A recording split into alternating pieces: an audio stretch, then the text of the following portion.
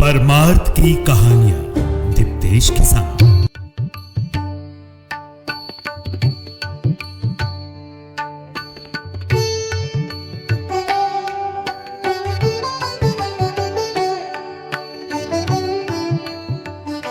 परमार्थ का सरगम प्रस्तुत है इस पुस्तक से कथा एक भिखारी। चिथड़े लपेटे एक भिखारी बैठा है सुदूर एकांत वनपथ के किनारे। चारों तरफ मक्खियां भन भन कर, फूटे हुए मृत्तिका पात्रों के टुकड़े इधर उधर बिखरे पड़े। स्वतः ही वृक्षों पर से झड़े हुए सूखे पत्तों, टहनियों आदि का अंबार सा लगा हुआ है और कुछ ही दूर पर पयस्विनी लहरा रही। भिक्षुक निर्लेप अपने चिंतन में तल्लीन है। सहसा उसकी आंखें दक्षिण की ओर उठी। देखा, कुछ ही गज की दूरी पर एक बड़ा खड्डा है और 4 व्यक्ति उसके किनारे खड़े हैं। उनमें 2 पुरुष हैं और 2 स्त्री। चारों ही नेत्रहीन है, देख नहीं सकते। भिखारी शीघ्रता से लपक कर उनके पास पहुंचा और बड़ी ही मीठी भाषा में उसने पूछा, तुम लोग कहां से आए? इधर इस स्थान पर कैसे आ पहुंचे? जहां तुम खड़े हो उसके ठीक बाईं तरफ एक बड़ा खड्डा है। उस तरफ बिल्कुल मत खिसकना, अन्यथा गिर जाओगे। तुम लोग तो भाग्य से बच गए। इतना कहकर भिखारी उन चारों को घेर कर इस रूप में खड़ा हो गया जिससे वो चारों की रक्षा कर सके, चारों को ही खड्डे में गिरने से बचा सके। बतलाओ तो सही, तुम इधर कैसे आए?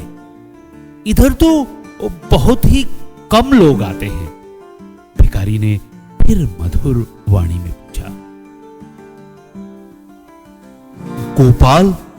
गोपाल नाम का भिखारी क्या इधर ही कहीं रहता है?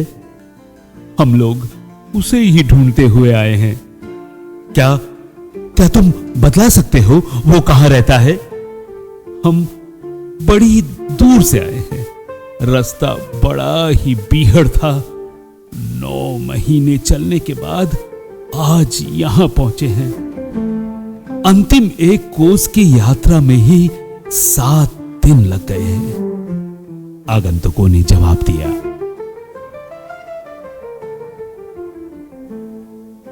अंतिम 1 कोस की यात्रा में ही 7 दिन लग गए हैं। भिक्षुक के नेत्रों में अश्रु छलछला उठे। बड़ी धीमी और मीठी आवाज में उसने कहा, गोपाल तो मेरा ही नाम है और भीख मांगकर खाता भी मैं ही हूं। कहो, क्या चाहते हो? इतना सुनते ही चारों हर्ष से उन्मत्त हो उठे। सब एक साथ उससे लिपट जाने का प्रयास करने लगे, पर आंख न होने के कारण वे भिखारी को देख न सके और स्वाभाविक ही उनका प्रयास विफल रहा।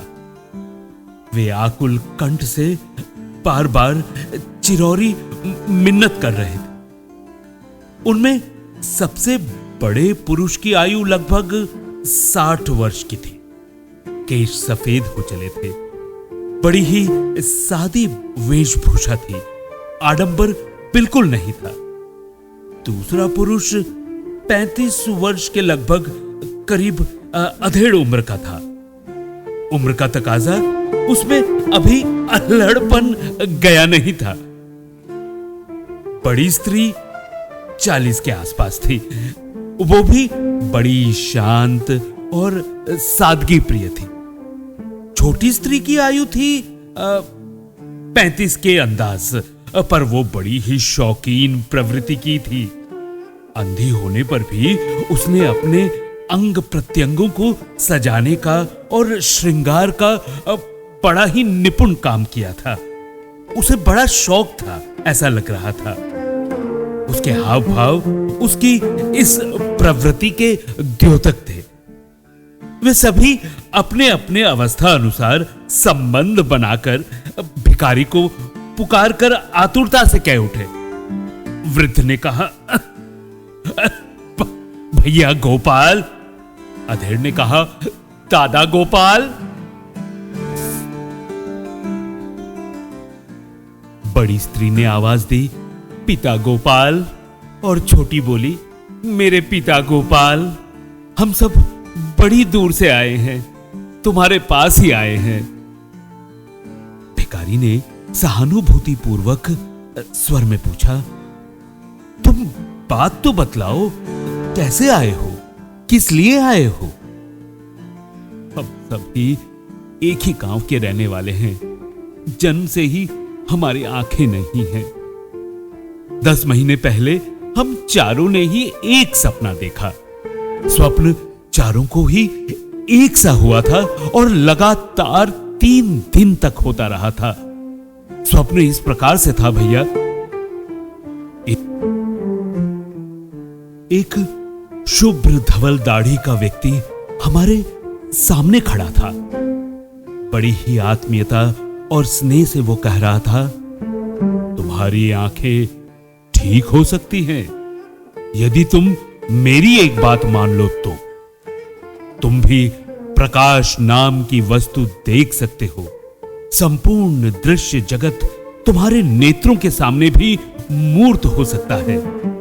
तुम भी दिवा रात्रि में भेद समझ सकते हो, पर तुम्हें इसके लिए प्रयास करना पड़ेगा। वहां जाना पड़ेगा जहां इसकी चिकित्सा होती है, और वहां ये ठीक भी अवश्य हो जाता है।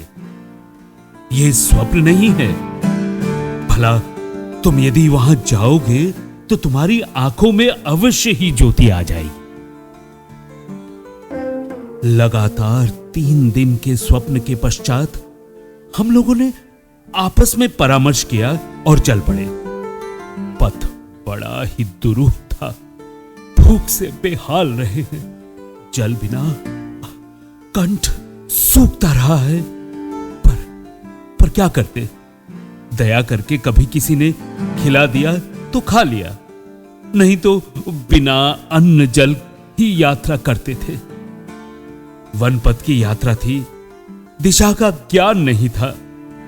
सैकड़ों बार राहों से भटक जाते थे, आपस में बिछुड़ जाते थे। इसी दुरावस्था में कभी कभी तो कई दिन जल बिना भी रहना पड़ता था। यात्रा की दुरूहता और उनकी कष्ट कथा सुनते समय भिखारी गोपाल के नेत्रों से अनर्गल अश्रु प्रवाह बह रहा था। बड़ा ही म्लान चित्त हो गया था वो उनके दुख के कारण। पर उन चारों में से कोई भी उसे जान न सका, नेत्र न होने के कारण। सांत्वना और आश्वासन देते हुए भिखारी उन्हें उस पेड़ के नीचे ले गया जहां वो रहता था। मिट्टी के फूटे बर्तनों में उसने उन सबको शीतल जलपान कराया और चिथड़े में लिपटी हुई कुछ रोटियां भी उसके पास थी, वे उनको खाने को दी। आज बहुत दिन बाद इतना स्वच्छ सुमिष्ट जल और बड़े प्यार से दी हुई रोटियां खाने को मिली थी। बड़ी ही विश्रांति का अनुभव किया चारों ने ही। इसके पश्चात क्लांत पथिकों को कुछ देर विश्राम करने का आदेश दिया भिक्षुक ने। थके तो थे ही, लौटते ही चारों प्रगाढ़ निद्रा में सो गए। भिखारी फिर अपनी मस्ती में मस्त हो गया। संध्या होने को आई। दिनकर अस्ताचल की ओर जा रहा था कि उनकी निद्रा भंग हो, पर उनके लिए प्रातः संध्या सब समान ही थी। उनकी दृष्टिपथ में तो घोर अंधकार मात्र था। सूर्य के प्रखर तेज का ज्ञान उन्हें था ही नहीं। जगते ही उन्होंने गोपाल को आवाज दी। बूढ़ा बोला, भैया गोपाल। अधेड़, दादा गोपाल। और दोनों स्त्रियां, पिता गोपाल, पिता गोपाल। भिखारी पास ही बैठा था। उनकी आवाज उसके कानों में पड़ भी रही थी, पर उसे भी कुछ कौतुक करना था। उसने कुछ उत्तर नहीं। चारों चिंतित हो उठे, कहीं भिखारी छोड़कर चला तो नहीं गया। इस आशंका से भयभीत वे चारों आपस में बात करने लगे। भिखारी चुपचाप बैठा हुआ उनकी बातें सुन रहा था। एक घड़ी बाद मानो कहीं जाकर अभी लौटा हो, इस प्रकार भिखारी बोला और उनको अपनी बात बतलाने को कहा। वृद्ध ने फिर आरंभ किया।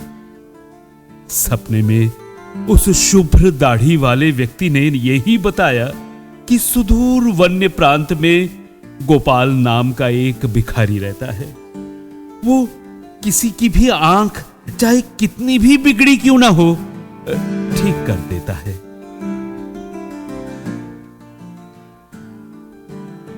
तुम लोग वहां चले जाओ, तुम्हारी आंखें भी अवश्य अवश्य ठीक हो जाए। ठीक ही स्वप्न दिया था उस दाढ़ी वाले ने। आंख तो ठीक गोपाल ही कर सकता है, चाहे कितनी ही बिगड़ी क्यों ना हो। दूसरे का क्या सामर्थ्य जो किसी की आंख ठीक कर सके। वहां तो अपनी ही ठीक होनी कठिन है। भिखारी अब मुस्कुरा रहा था। अच्छा, तो तुम नेत्रों की चिकित्सा करवाने आए हो? पर मैं स्वयं तो चिकित्सा करता नहीं। हां, करवा दूंगा, पर इसके लिए तुम्हें जितना चलकर तुम आए हो उतना ही और चलना पड़ेगा। उतनी दूर जाने के बाद तुम मेरे चिकित्सक मित्र के निवास स्थल पर पहुंच जाओगे और वहां तुम्हारे रोग का निदान हो जाएगा। तुम ठीक भी अवश्य हो जाओगे और जाने में कोई कष्ट भी नहीं होगा। मैं सब व्यवस्था कर दूंगा, पर फिर भी तुम वहां जाओगे या नहीं कह नहीं सकता, क्योंकि तुमसे पहले अन्य भी कुछ अंधे यात्री मेरे पास आए थे और उन्हें भी मैंने इसी प्रकार आश्वासन दिया था, पर वे जा न सके। मैंने उन्हें भी बताया था कि जहां कहीं रात होगी मैं आवास की व्यवस्था कर दूंगा, खाने पीने का प्रबंध कर दूंगा। जितनी सुविधा आवश्यक होगी सब यथा समय यथा स्थान प्राप्त हो जाएंगे। पर इसके उपरांत भी लोग साहस न कर सके और उस पथ के पथिक बनने का, इतना रास्ता तब तय करने का, गंतव्य तक पहुंचने का वो हिम्मत न जुटा सके। अतः खूब सोच लो, टटोल लो अपने मन को। तुम लोग भी इतनी दूर और चल सकोगे? है हिम्मत फिर चलकर चिकित्सा करवाने जाने की? यदि हां तो चलो, मैं सब इंतजाम कर देता हूं। तुम्हें पूरे रास्ते पैदल भी नहीं चलना पड़ेगा। कुछ ही दूर पर वनस्थल पार करने के बाद एक बैलगाड़ी मिल जाएगी, उसके बाद घोड़ा गाड़ी, तदंतर यंत्र चालित गाड़ी और अंत में एक ऐसी गाड़ी का प्रबंध कर दूंगा जो आकाश मार्ग द्वारा बहुत ही तेजी से जाती है और वही गाड़ी तुम्हें उस स्थान पर पहुंचा देगी जहां मेरा मित्र रहता है। मेरा मित्र जो नेत्र चिकित्सक का सर्वोत्तम विशेषज्ञ है और जिसके पास पहुंचकर कोई भी रोगी कभी हताश नहीं लौटा है। सभी जो भी अंधकार लेकर गए हैं, ज्योति लेकर ही वापस आए हैं। अब कहो, जाओगे? खूब विचार कर निश्चय कर लो। इस प्रकार की मीठी मीठी चर्चा में ही सारी रात्रि बीत गई। चारों ने निश्चय कर लिया वहां जाकर अपनी चिकित्सा करवाकर नेत्र ज्योति प्राप्त कर लेने का। प्रातःकाल हुआ। भगवान अंशुमाली की प्रथम रश्मि के साथ ही चारों चल पड़े। भिखारी भी साथ चल रहा था, पर वे देख नहीं पा रहे थे।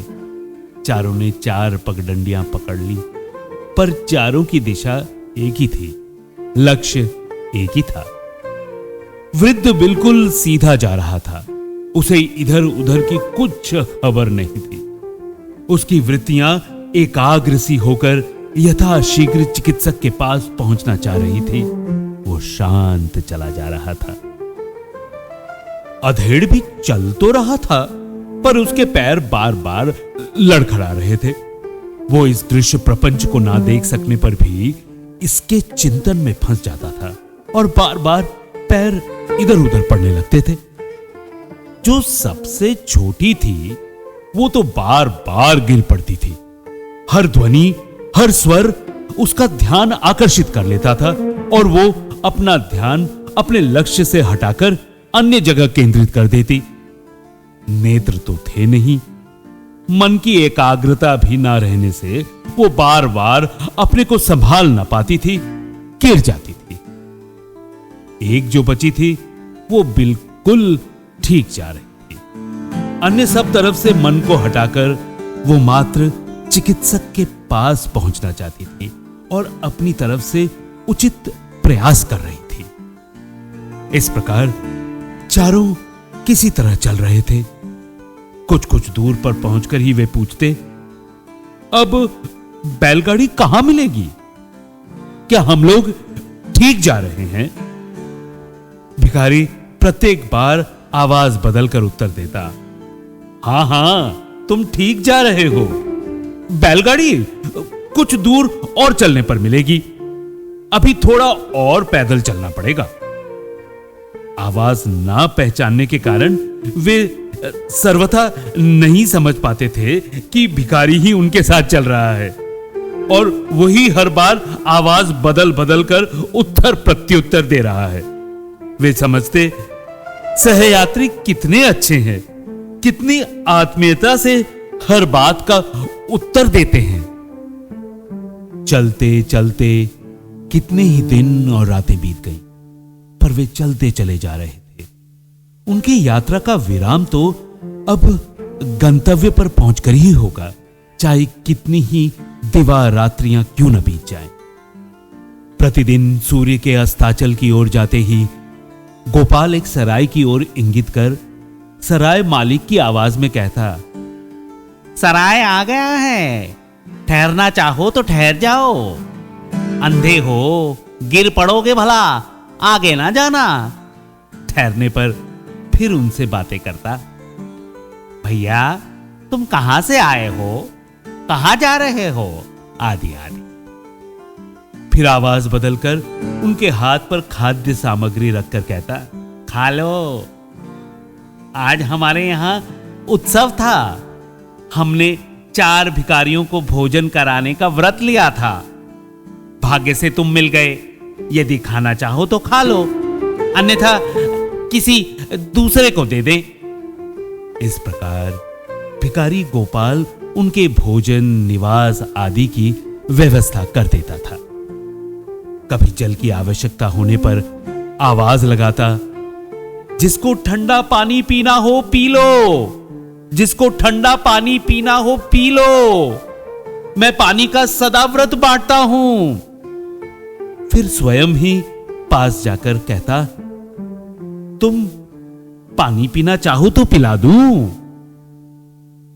इस रूप में प्रातः से साय तक गोपाल उनकी सारी सार संभाल करता, प्रत्येक सुविधा का ध्यान रखता, पर वे बेचारे समझते प्रभु की महती कृपा से सैकड़ों विभिन्न व्यक्ति पथ में मिलते हैं और सभी के सुंदर सहयोग से हमारी अत्यधिक सुविधापूर्ण व्यवस्था होती चली जा रही है।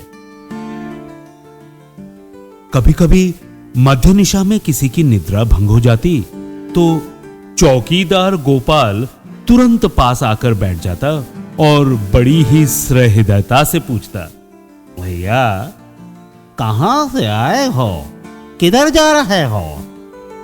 और उनके भिखारी गोपाल का नाम लेते ही 2-4 दिनों के अंतर से कह बैठता, अच्छा, उसके भेजे हुए जा रहे हो?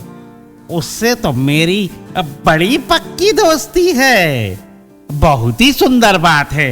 वहां पहुंचकर तुम अवश्य ठीक हो जाओगे। तुम्हारे नेत्रों में ज्योति जरूर आ जाएगी। यदा कदा आवाज बदलकर पूछता, गांजा पियोगे? सुरती खाओगे? कभी शराब की बोतल कहीं से उठा लाता और एक शराबी की भांति पूछता, क्या तुम भी पियोगे? इस रूप में शराब पीने की प्रेरणा भी देता। किसी दिन सफल जुआरी की भांति जुआ खेलने का आग्रह करता। कुछ दिनों के अंतर से पूछता चौपड़, शतरंज, कौड़ी आदि खेलने को। किसी दिन कह बैठता, चलो आज तुम्हें मधुर संगीत सुनवा लाऊं। तुम नेत्रों से तो देख नहीं सकते, कर्ण कुहारों के द्वारा ही आनंद ले लो।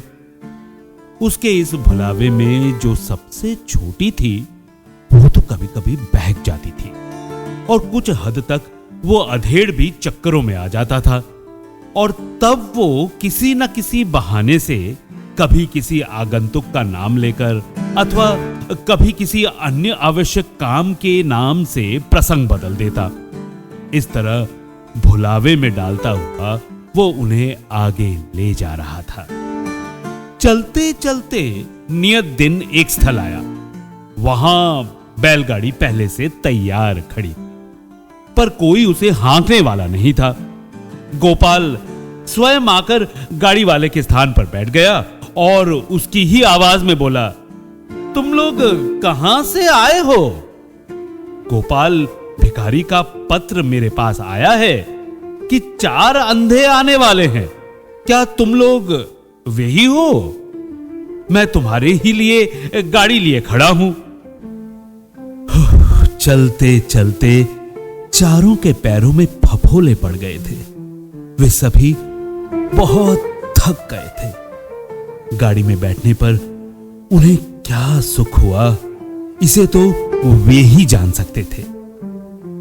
इतने दिन की यात्रा, पांव में फफोले, और उस समय जब गाड़ी मिल गई वे पुलकित हो उठे।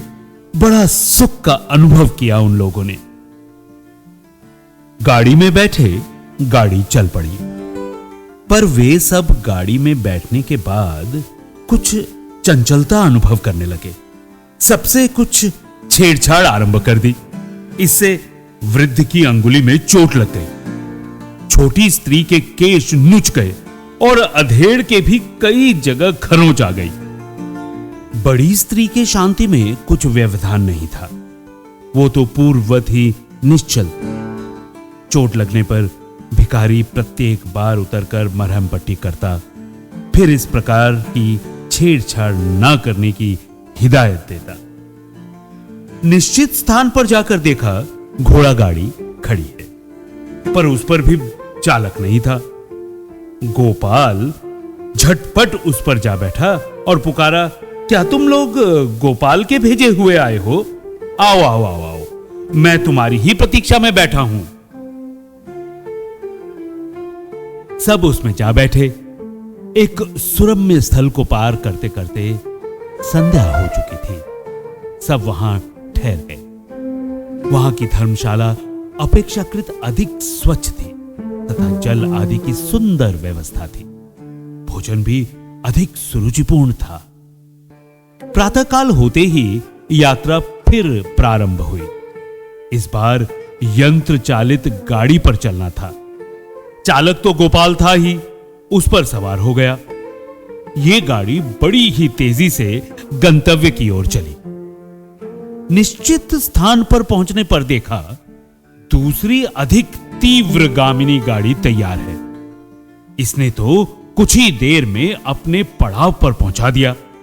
जैसे जैसे गंतव्य निकट आता था वैसे वैसे ही सुविधाएं भी स्वतः ही उत्तरोत्तर बढ़ती जा रही थी। इस पड़ाव की सुविधा और आराम की तो बात ही कुछ और थी। सबने बड़े आनंद से रात्रि बिताकर फिर प्रस्थान किया। आज की यात्रा तो गंतव्य तक पहुंचा ही देगी, ऐसा सबका विश्वास था। फिर आज चलना भी तो था आकाश मार्ग से। यथास्थान आकाश मार्ग की गाड़ी मिल गई और चारों उड़ चले। गंतव्य स्थान आ गया, सब लक्ष्य पर आ पहुंचे। नेत्र ना होने के कारण वे तो कुछ समझ ना सके, पर उनकी सुख सुविधा का सारा प्रबंध कर दिया गया। वे एक आलीशान मकान में ठहरा दिए गए और चिकित्सक गोपाल रोग के बारे में पूछताछ करने आया। उसने बड़ी ही मधुर वाणी में कहा, कल से आपकी चिकित्सा प्रारंभ होगी। भिखारी गोपाल मेरा परम मित्र है। उसने आप लोगों को यहां भेजकर बड़ा अच्छा किया। आपकी आंखों में क्या क्या कष्ट है बताइए। महाराज, हम लोग जन्म से ही अंधे हैं, हमें कुछ नहीं सूझता। हमारे लिए तो काला और सफेद सब बराबर है। आप कृपया अपनी चिकित्सा से हमें ज्योति प्रदान करें। चारों ने उत्तर दिया। सब प्रकार से पूछताछ हो जाने के बाद चिकित्सक ने एक तरल पदार्थ देकर आदेश दिया, इसका एक छींटा रोज आंखों पर लगाते रहो। इससे तुम्हारे नेत्रों में प्रकाश के लिए आवश्यक सब वस्तुओं जैसे कि पुतली, नेत्र गोलक, पलक आदि का निर्माण हो जाएगा। इसके पश्चात एक एक करके शल्य चिकित्सा द्वारा मैं चारों की आंखें खोल दूंगा और आप लोग भी सब कुछ देखने में समर्थ हो जाएंगे। चारों ने बड़ी प्रसन्नता के साथ उसे ले लिया और बड़ी ही आशा के साथ उसका एक छींटा रोज नेत्रों पर लगाने लगे। इससे उनके नेत्रों को कुछ शीतलता का अनुभव हुआ, पर वे चिकित्सक के बताए पथ्य का पालन न करते थे। वृद्ध तो प्राय खान पान में कुपथ्य कर लिया करता था। इससे उसके नेत्रों में कुछ जलन होने लगती। तब घबराकर वे चिकित्सक से शिकायत करते। चिकित्सक फिर उनको कुपथ्य से बचने को कहता। इस प्रकार तरल पदार्थ लगाने के कुछ दिन बाद एक दिन कुछ ही क्षणों के व्यवधान से चतुर शल्य चिकित्सक ने चारों के नेत्र की ज्योति खोल दी। सबके नेत्रों में देखने की पूरी शक्ति आ गई। आंखें खुलते ही चारों ने देखा, नवनीर धवर्ण द्विभुज बालक सामने खड़ा है। उसके मंद स्मित में चारों एक बार तो खो से गए। नेत्रों के खुलते ही सर्वप्रथम प्रभु दर्शन करके वे कृतार्थ हो गए। कुछ क्षणों के बाद जैसे ही ध्यान जरा सा हटा, चारों के मन में एक साथ ही वृत्ति जगी, अरे वो भिखारी कहां है जिसकी कृपा से हम यहां तक पहुंचकर अंधे से आंख वाले बन सके और जिसके स्नेह, अपनत्व और सहयोग से ही हम आज यहां इस स्थिति तक भी आ पहुंचे हैं। चारों के मुख से एक साथ बोला, प्रभो, वो भिखारी कहां है? उसका नाम सुनते ही प्रभु के कमल दल नेत्र अरुण हो उठे, मानो उनमें रोष भर गया हो। मेघ गंभीर वाणी में बोले, अरे तुम किस बदमाश के बारे में पूछ रहे हो? वो तो बड़ा ही पाखंडी था और अब तो वो मरकर नरक में पड़ा है, भीषण नारकीय यंत्रणा भोग रहा है। प्रभु की ये वाणी सुनते ही चारों के प्राण हाहाकार कर उठे, हृदय रो उठे।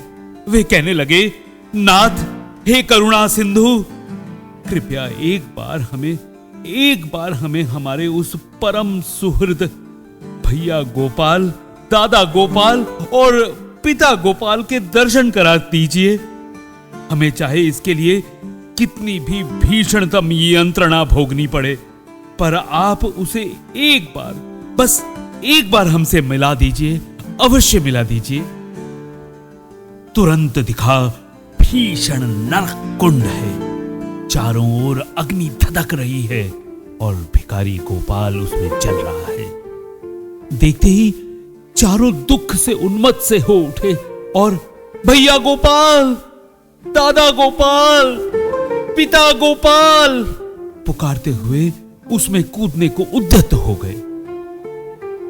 नवनीर धवर्ण द्विभुज बालक हंसता हुआ कह रहा है, अरे वो भिखारी तो मैं ही हूं, मैं ही वो शुभ्र दाढ़ी वाला व्यक्ति हूं जिसने तुम्हें स्वप्न दिया था।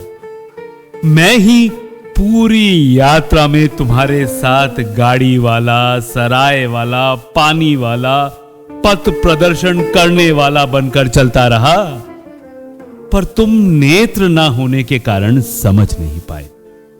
यहां चिकित्सक भी मैं ही था, मैंने ही तुम्हारे नेत्रों की ज्योति खोली है। ठीक ही है, बिना सर्वसमर्थ प्रभु के किसी के नेत्रों को ज्योति कौन प्रदान कर सकता है। और अब मैं इस रूप में तुम्हारे सामने खड़ा हूं।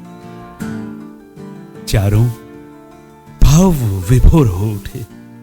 देखा एक गौड़ ज्योति बाईं ओर से आई, सर्वत्र प्रकाश हो उठा और उस ज्योति के साथ ही चारों उसमें विलीन हो गए।